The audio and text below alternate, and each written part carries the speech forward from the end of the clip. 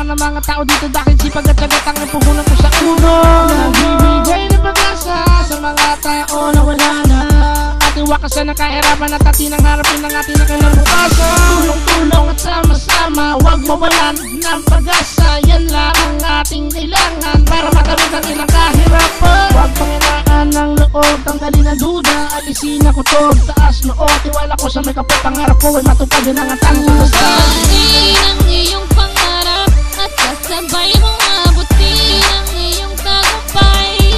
Pigilan man tayo ng mundo, wala pa rin kapantay ang uno. Tuparin ang iyong pangarap at kasabay mong abutin ang iyong tagumpay. Pigilan man tayo ng mundo, wala pa rin kapantay ang uno.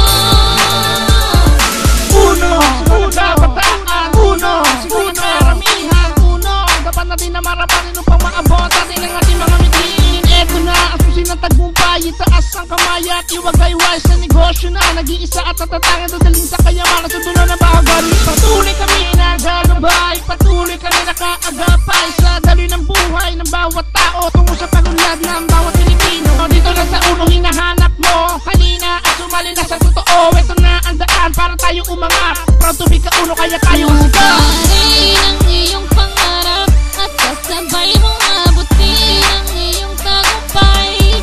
Pigilan man tayo ng mundo, wala pa rin kapantay ang uno. Tuparin ang iyong pangarap at kasabay mong abutin ang iyong tagumpay. Pigilan man tayo ng mundo, wala pa rin kapantay ang uno. Iba't iba pananaw ng tao, meron positibo, meron negatibo, pero sa uno dapat progresibo. Ganyan dapat buhay dito sa mundo.